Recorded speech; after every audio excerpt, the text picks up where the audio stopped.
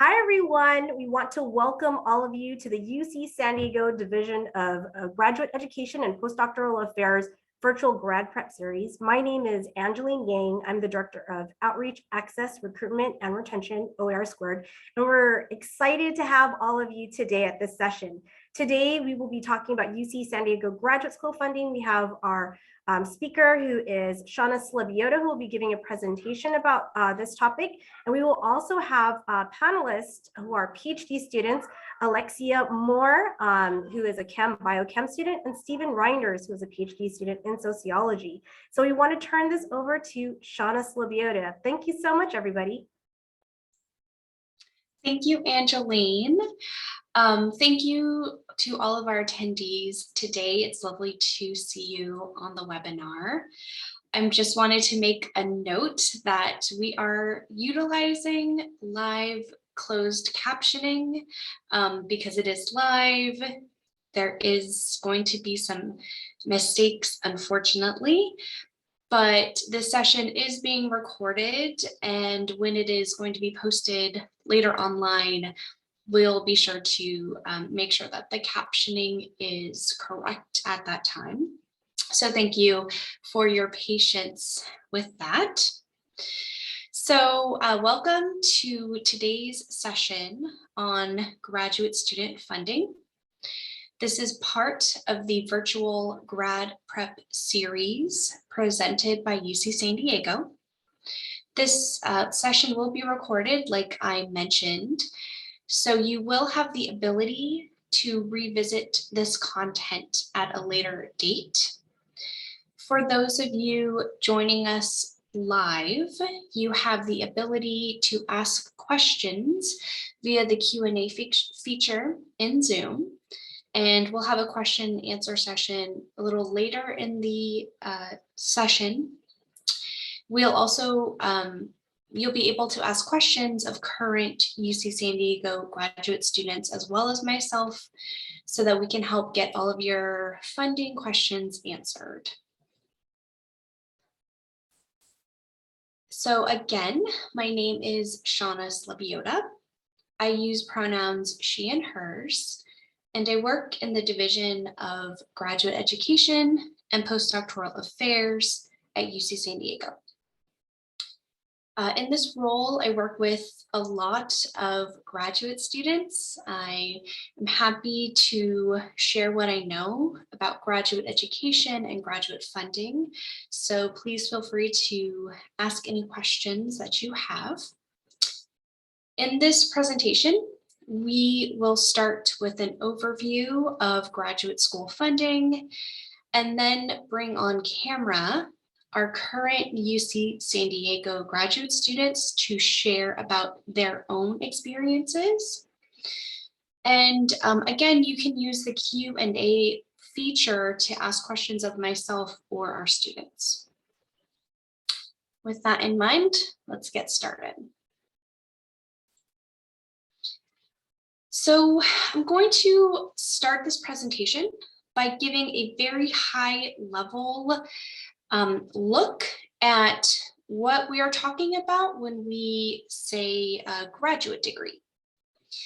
And I'm going to kind of focus on the degrees that we offer at UC San Diego, since that's what we know the best. That's what I work with most often and have the experience with.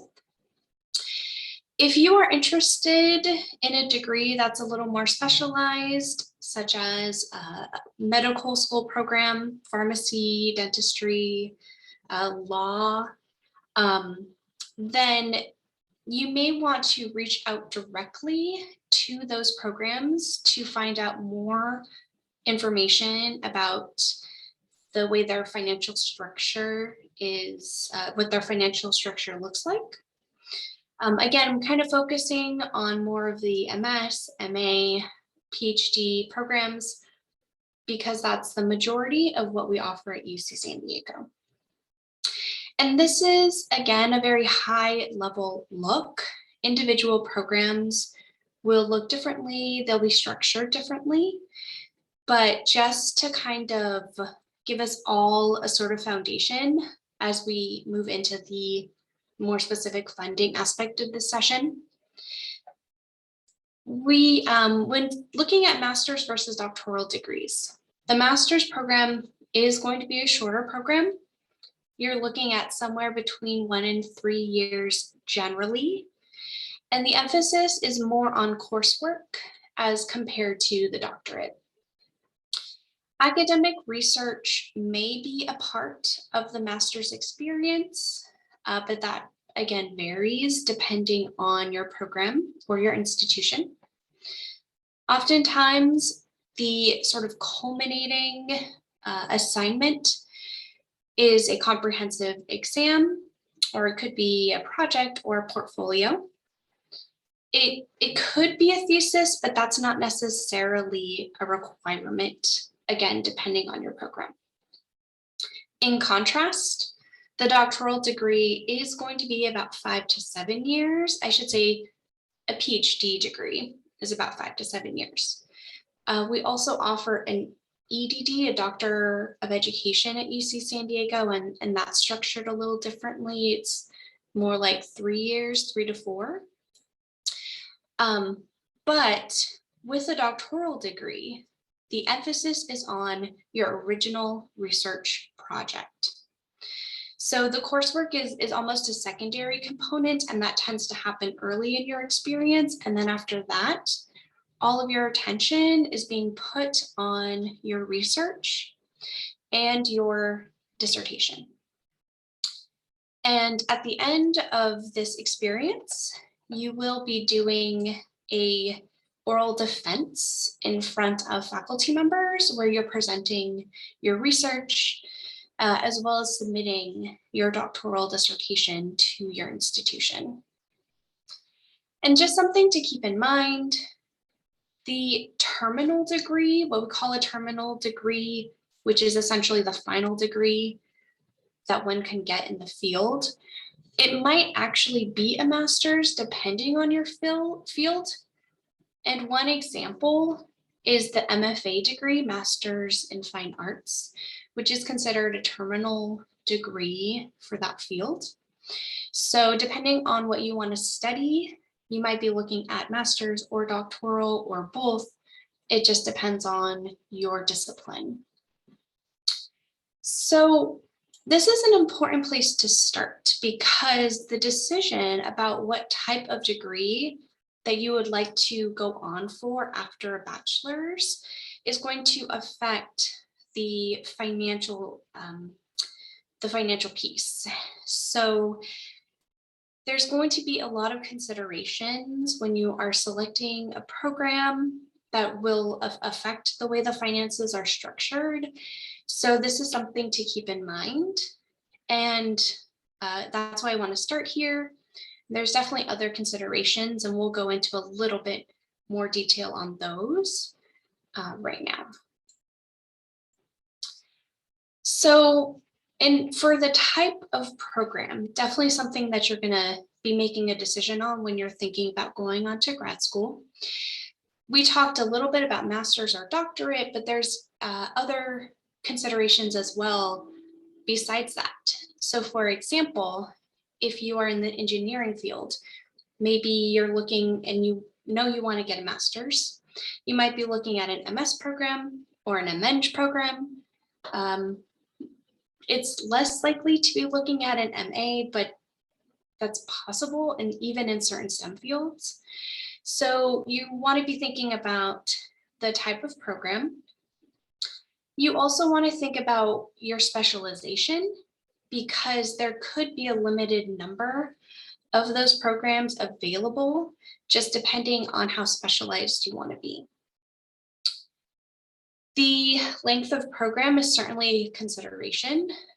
We talked a little bit about the different types of degrees and how long they take, but you also have considerations relating to if you are doing a full-time program or a part-time program, and what the different time to degree is depending on how quickly you are taking courses or going through your requirements.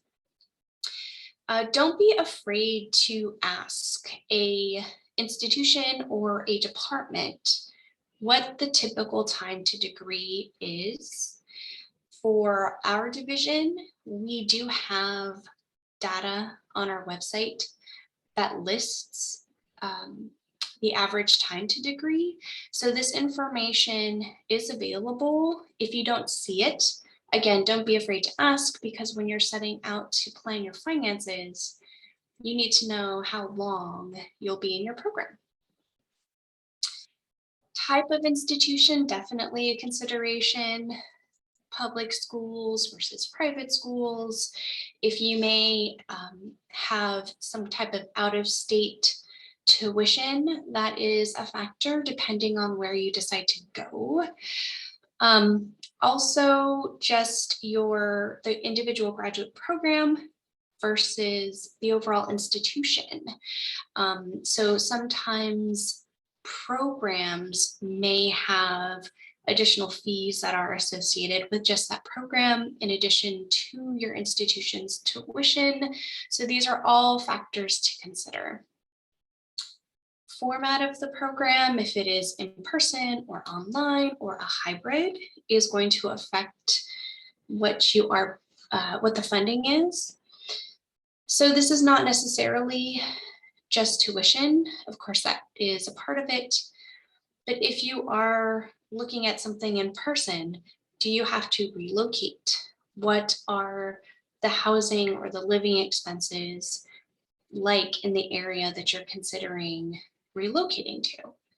What would commuting look like if you were staying where you're currently living and commuting to your institution? Again, these are all factors to keep in mind. It's worth mentioning you may be able to transfer credits from a previous institution, but that's very dependent on your program. It's dependent on the coursework as well and how it relates to the program that you're doing. So if you have the ability to do this, it could save you some money tuition-wise, but it's good to clarify what the transferability is in advance, so that, again, you know what it is that you're going to be spending. So these are all factors to consider when you are planning out your graduate school program. That being said, there is value in going on for an advanced study. And again, this varies depending on your field, but getting a graduate degree really indicates that you're a specialist, that you are a subject matter expert in your discipline. And it could open up opportunities for you that may not be available if you end your program at a bachelor's. We know from the data that earning potential tends to increase with a graduate degree. Again, there's variation here. I encourage you to do a little bit of research in this area for your particular field. A graduate degree can be required for certain positions. So for example, a master's in social work might be a requirement even to become a social worker. So the bachelor's isn't enough. So in this case, you may find that you go back to school right away. In other fields, perhaps you work with your bachelor's and for a little while, and then you decide to go back to graduate school, because at that point, it's going to give you the ability to advance even further. So there's some variation there again, but it's good to know what your field requires in regards to degrees. It certainly adds impact, especially if you take advantage of professional development opportunities while you're in graduate school. So if you present at a conference or you publish a paper, certainly the research project that you do, these are all things that can go on your resume or your CV that you could talk about with potential future employers. And specifically for the PhD, because it's training you to be a researcher, it is required to work in certain fields if you are interested in being a professor and to be doing some kind of clinician work, medical scientist, medical researcher. You actually would have to have that degree before taking on these fields. So definitely all the different reasons to go on for a grad degree. So now I'm going to provide more information on specific types of funding. I am going to just take a quick little break to see if we have any questions that have come up. Angeline, has anything come up yet from the group? Yes, there was a question about the information that you're sharing, and there was a question about, is the data that we're sharing per program or an overall analysis?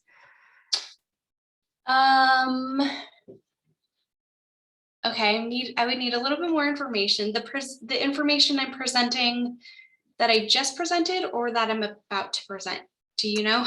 Yeah, this was about 5 minutes ago. Okay. I think that they were just trying to get an understanding if this was overall or very specific to a program. Okay, this is overall.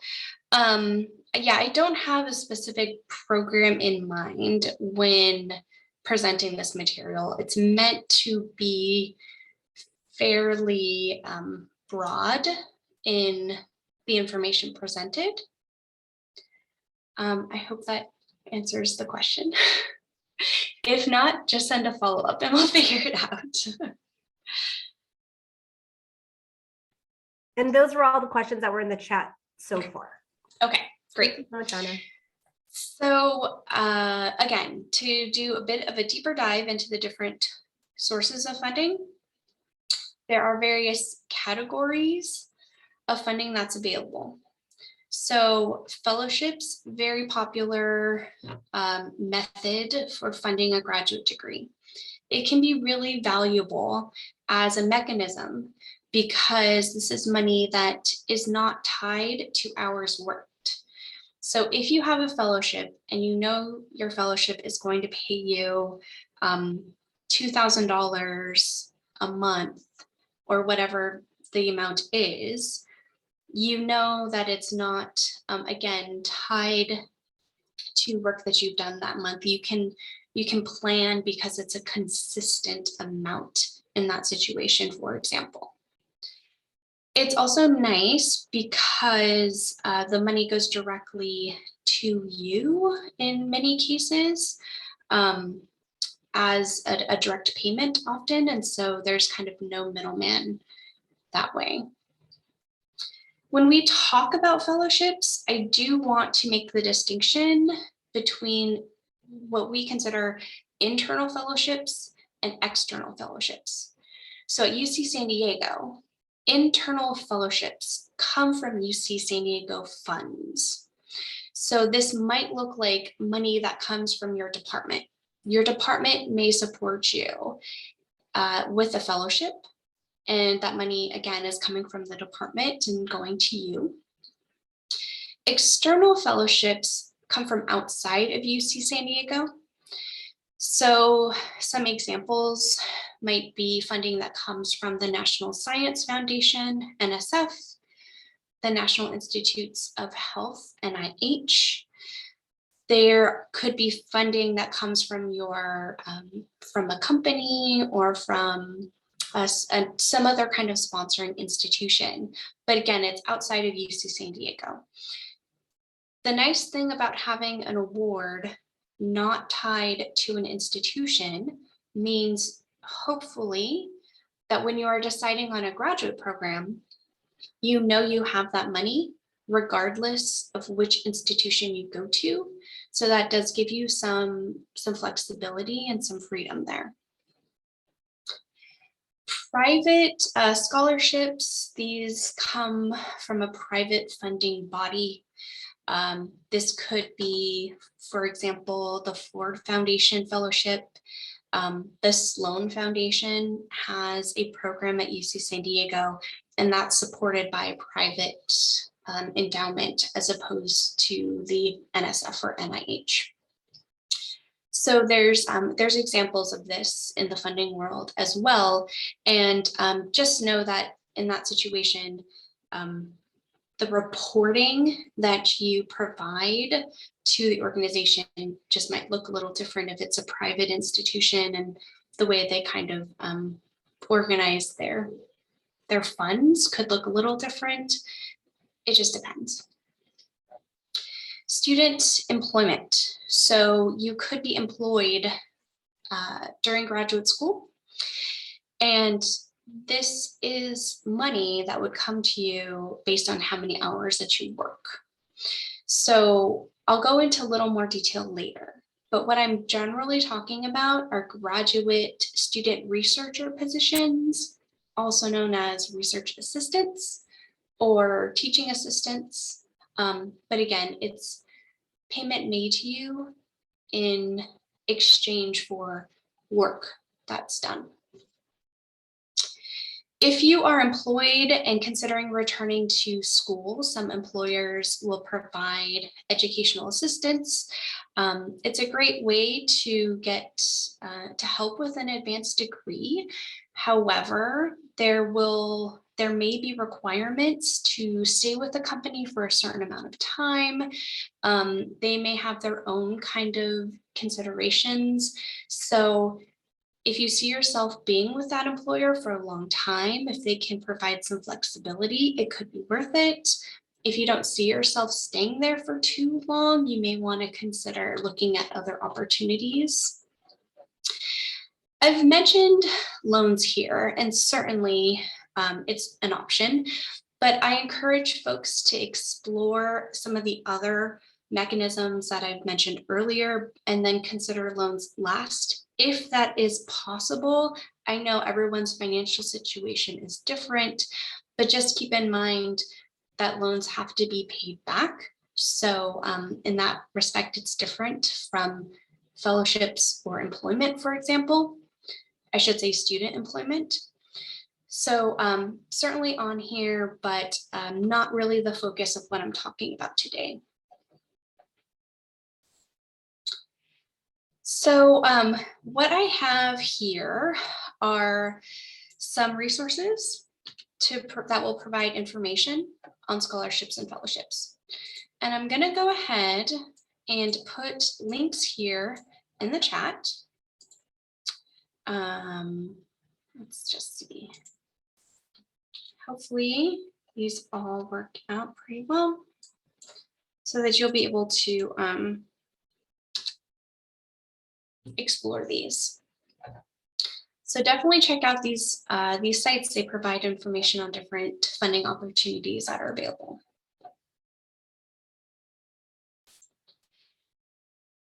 So I said that I would talk a little bit more about student employment.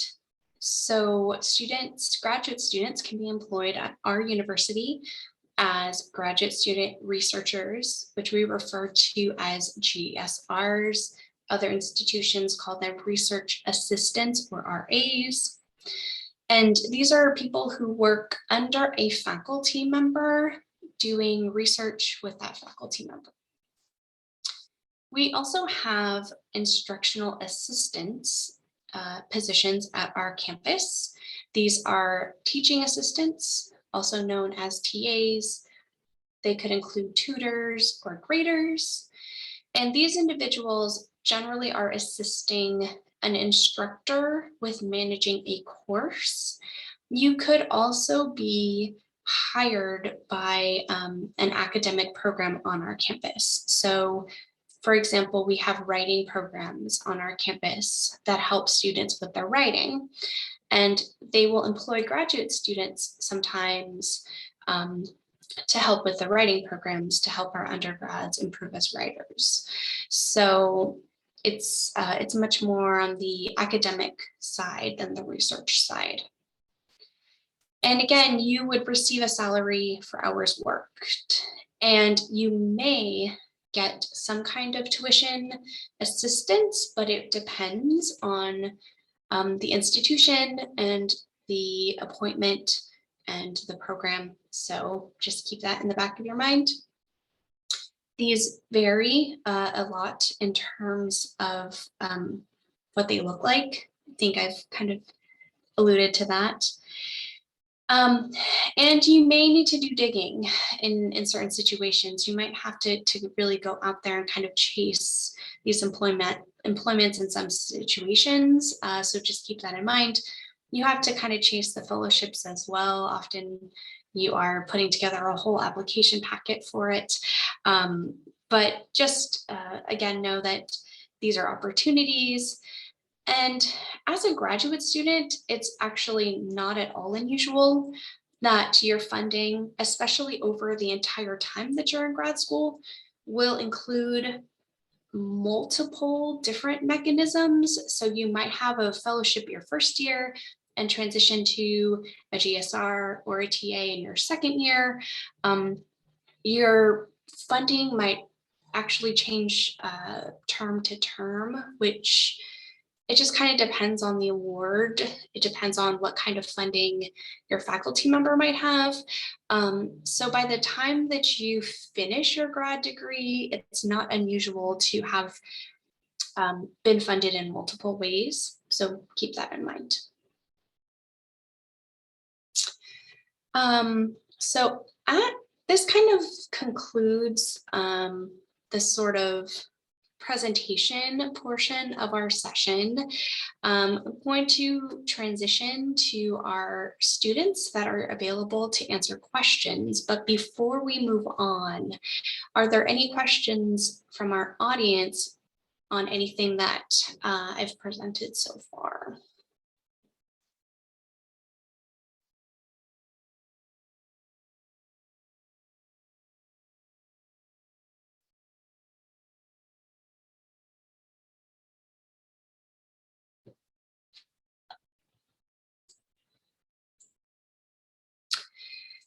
Okay, so there's a very good question that came up through the Q&A that I want to address.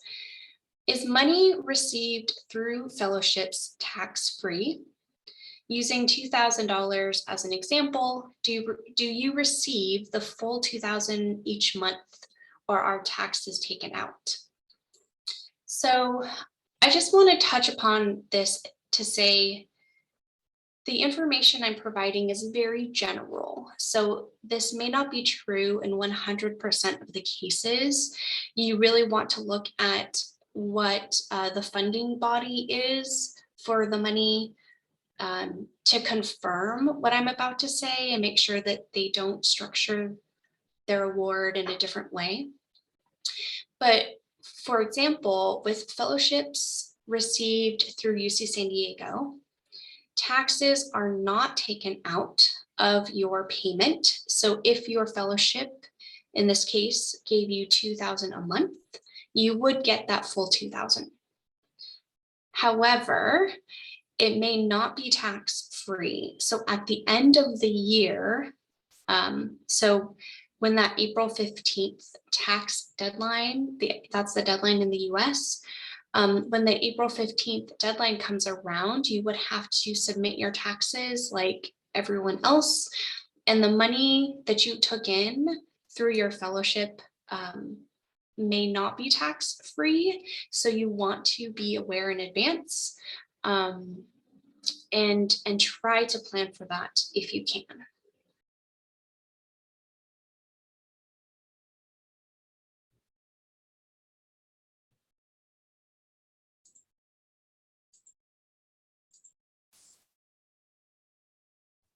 Shauna, there's a question in the chat that asked if we're interested in an MD PhD, do we reach out to the PhD program for funding information or to the School of Medicine? That's also a great question. And so I don't know how I don't know if the structure that we have at UC San Diego is the same at other institutions. But our MD PhD program, like it is a program, it's an established program that works with both sides of the degree. So they're working, like the staff, I should say, the staff and the faculty in our medical scientist training program. they're working with both the med school and with the PhD academic side. So if you could find someone who is kind of at the nexus of those two programs, I would recommend reaching out to them if that person exists. If not, then you may have to reach out to them separately. So just keep that in mind, because the funding does work differently. So you might have to reach out separately, but hopefully there'll be someone who can kind of bridge that gap. If it's an established MD PhD program that already has students that are enrolled and they've been doing it for a little while, then they would know how it works.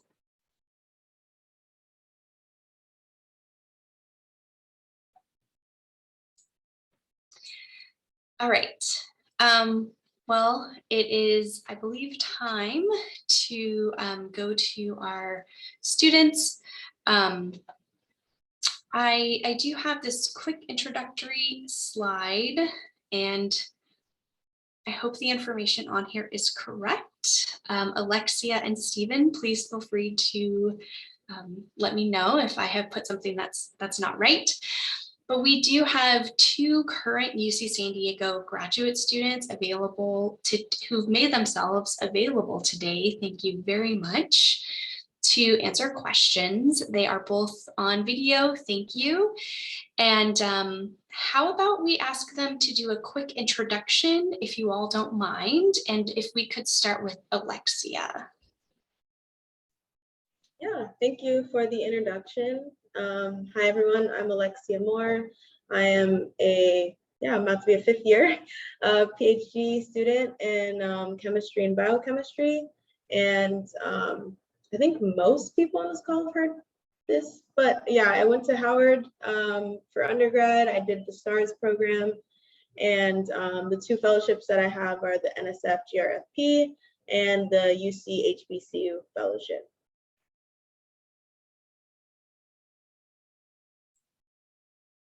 Thank you. Stephen? Hi, thanks. Hello, everyone. Thanks for having me. So by way of introduction, my name is Stephen Reinders. I think I'm in my 6th year. I took a leave of absence, so sometime kind of off the regular count of years. But I'm a candidate, a PhD candidate in the Department of Sociology here at UCSD. And as for my work experience and funding experience, I've TA'd for over a dozen quarters at UCSD. I've been a grad student researcher for a couple years. That's what I've been doing this past year and will be doing in the upcoming academic year.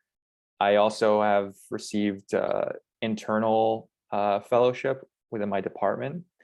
And yeah, happy to help answer any questions you might have about, not always the most exciting topic of funding, but absolutely a really important topic. So good work being here today, and I look forward to answering any questions I can. Thank you both so much. So you both kind of touched upon this in your introductions, but if we can kind of just start, if you both don't mind talking a little bit more about the funding opportunities that you've had since starting your graduate degrees. And whoever wants to go ahead and start. I'll go in and start. I kind of came with one item I thought was sort of be my message, and I'll state it now, and it's related to this question. So I had basically 5 years guaranteed funding when I joined my department. And that first year was just a fellowship that every first year gets. So you just get stipends and you don't have to TA or do anything. And then on top of that, I had 4 years of guaranteed employment that came with stipend and the tuition and fee remission. And so I was a TA for most of that period. From time to time, I had the opportunity to work as a graduate student researcher, where I was conducting research alongside an advisor or otherwise a faculty member. instead of teaching. And I mentioned at the beginning of this statement that I had kind of a message, and the message was, you know, it's really good to figure out how funding works when you don't have it. If you have a guarantee, it's good to remember that you should, you know, try to understand what funding opportunities there are for when you no longer have that guarantee. It was a bit of a, and has been a bit of a tricky transition from just taking for granted that my department would line up employment for me, to then transitioning to now I have to find that for myself and not only look for teaching opportunities, but other opportunities, look for opportunities that include tuition and fee remission, which is super important. So I think if you're part of the STARS program and you join us, you may have a period of guaranteed employment. So I thought my message would be, you know, like me, you should be learning about funding opportunities, what it means to acquire them. You know, you should think of that before you absolutely have to think about it. So I hope that answers the question. I'll pass it off to Alexia now. Yeah, so I have the Nsf Grfp.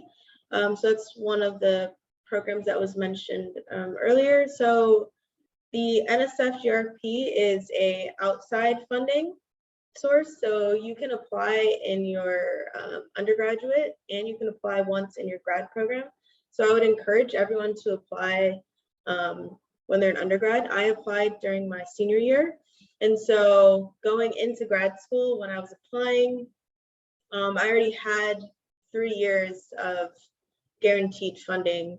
So I could take that to whatever school that I decided to go to. So it's really a nice sort of bargaining tool to have in your belt, that, you know, you have funding, and so you don't have to go to a lab that has funding. You can pretty much choose wherever you would like to go to school, and it goes with you wherever you go. So that one is really nice, and I would definitely encourage people to apply. So if anyone has questions on that, they can always reach out.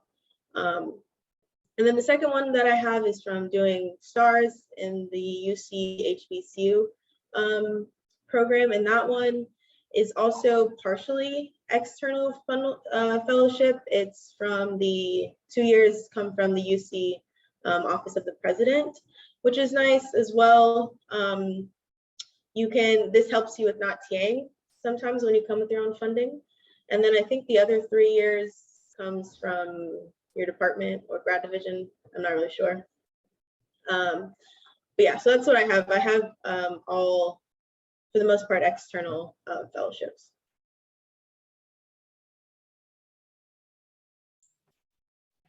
Thank you both. So again, you've already provided us with some advice, which I appreciate. But if you want to expand on this topic of advice for students who are considering graduate school. So at this point, they have not started their program, but just any kind of suggestions or tips that you might have for somebody who's earlier in this process. I can start. I would say start early. So a lot of fellowships allow you to apply during your undergrad or even in your master's before you start a PhD program. So look for those fellowships and try to apply earlier on so you get them before going to grad school, because sometimes grad school gets very difficult, and applying for them is just another thing on top of the heavy load that you have. So try to start early. And it's never too early to start. So even now would be a good time to start looking. I think the second thing is looking for universities that have funding for grad students is really important. I think UCSD now has where you get funded all 5 years. You might have the TA and things like that, but you'll get guaranteed funding. And a lot of schools don't have that. So I think finding schools that have funding rather than having to take loans is really important.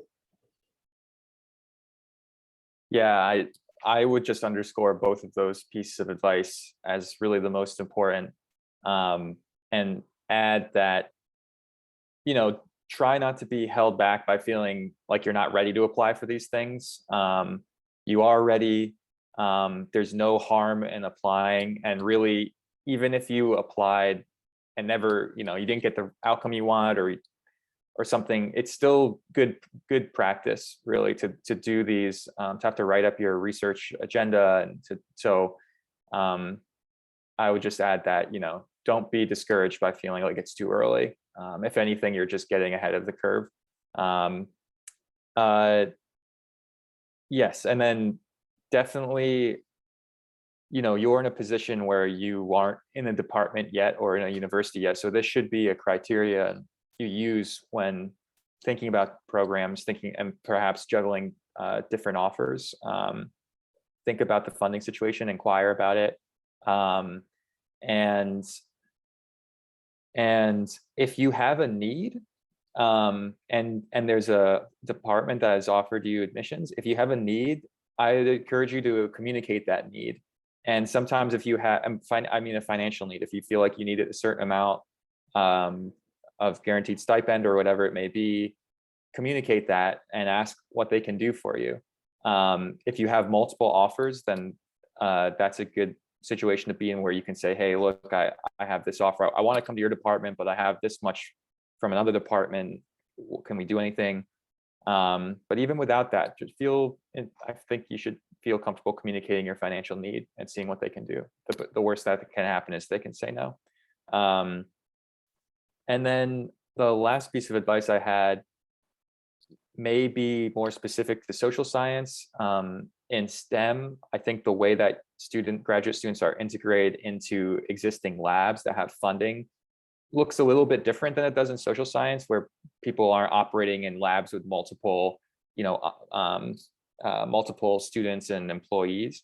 So my advice, based on my experiences, one, I feel like I've just been lucky with the advisors I've had who've had money and had GSR positions to offer, but I was also proactive in fostering those relationships. And if I was even more knowledgeable, I might determine who were the faculty that tended to have research grant funds and tended to be offering GSRs. And that shouldn't be the only reason why you seek a collaborative or mentor relationship with a faculty member. That should be based on many things, including, if they're supportive and what work they're doing, if it aligns with yours. But it doesn't hurt to try to get a lay of the land in the department you may be entering, about which faculty seem to be offering the best opportunities for their graduate students. So yeah, that would be my advice.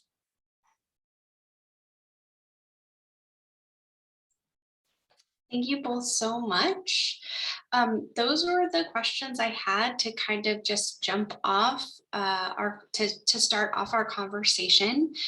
I do want to encourage all of our attendees to go ahead and put questions in the chat or in the Q&A section of the webinar. This is the time that you have with our students, and please feel free to utilize them as resources. There is a question that came up in the Q&A a little bit earlier that I want to address. And this is about getting paid or getting sponsorship through a grant by a faculty member or a PI that's in a different school or department from you.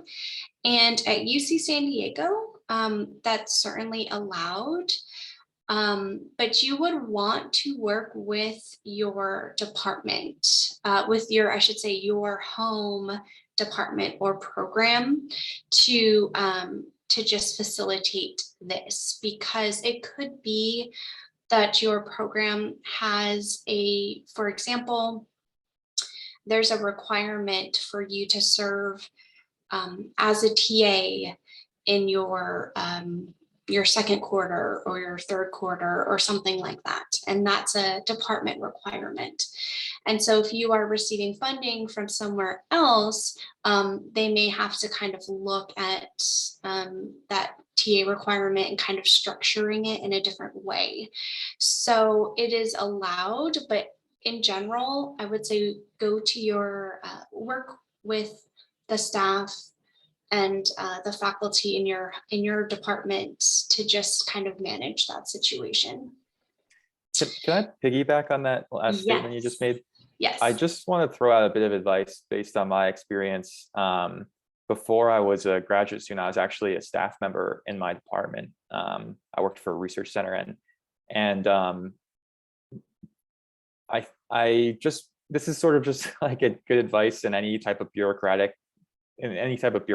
and maybe it applies to other institutions too and other universities. But I feel like a lot of the support, not just information, but support that I've had to depend on staff to receive. I feel like I really benefited from just having something of an interpersonal relationship with the staff, which just means like introduce yourself to the graduate coordinator and your program. You can do that by email. But I had kind of existing relationships with these staff members, and I felt like that really sort of greased the skids of bureaucracy when I really needed help, or for them even to look out for me. And this sounds like, I was receiving some sort of favors that other people weren't. It's really not that. It's just staff are typically have a lot of responsibility and a lot of people to answer to, and are busy. And I would just advise like trying to make a personal connection, even if it's just introducing yourself. I think that helps as staff manage their really difficult job of answering to the faculty and the students and everything. I don't know, Alexia, I feel like this is maybe a strange piece of advice, but also it's very essential. Does that sound right to you, Alexia? Yes, definitely, I agree. Like it's really important to make those connections, and something to answer a little bit more on that question as well is some faculty have like joint appointments. So if you're in, say example, chemistry, my PI is now primarily at SIO. And so the funding, it's okay that like they kind of work together. And another reason outside of funding to like get to know people as well is like your committee members. You have to find committee members like in your department, outside of your department. And so, the perfect place to meet people is in the classes that you take, or even just like people have similar research interests. So I think it's really important to like network. This is a little outside of funding, but just in general, it's get to know as many faculty members as you can.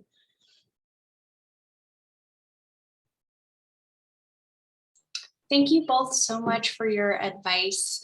We have another question about how do you stay organized to stay on top of applications? And I'm thinking there's maybe a component to grad school applications as well as funding applications, perhaps. If you want to speak to one or both of those, we'd like to hear it. Yeah, I can talk a little bit about what I did. So they're all very similar, actually. Like grad school applications, funding applications, they kind of ask you for the same things. They might ask you for a personal statement or a statement of purpose or like research statement. So I kind of had a like sort of an outline or like a bulk. I didn't get that. Could you try again? Sorry, that was my Apple Watch.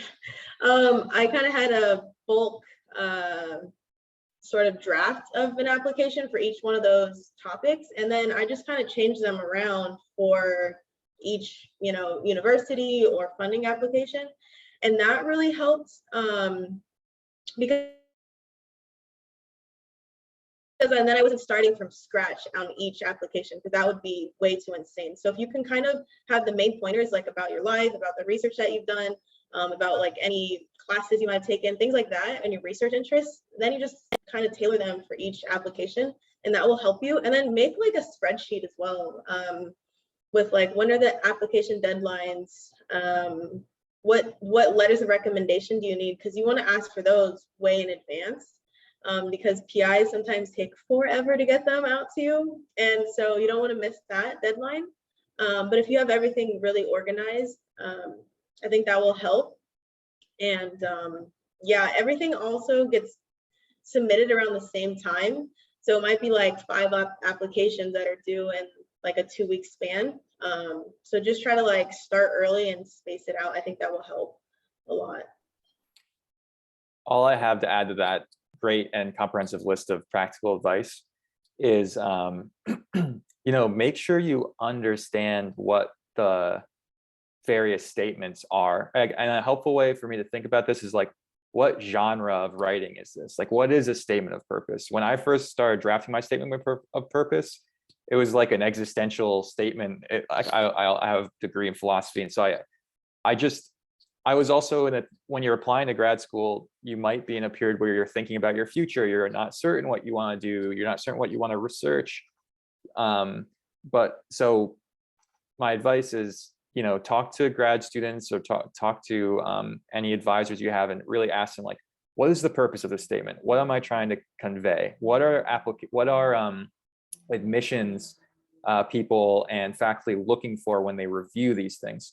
If you continue in our current in the OAR Squared virtual workshop series here, you'll get to hear from admissions people tell you these things.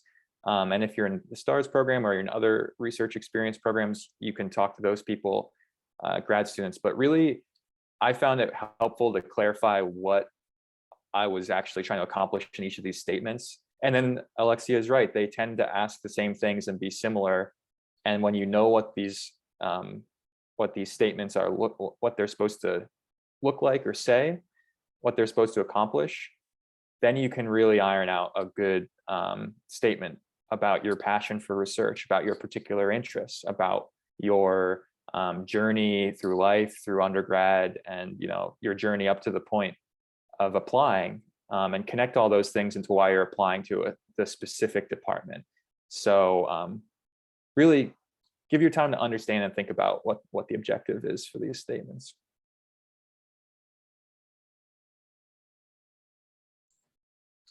That is such good advice. I don't think I have anything. I was thinking while you were talking if there's anything that I could suggest, but I think you all got it all. So so thank you very much.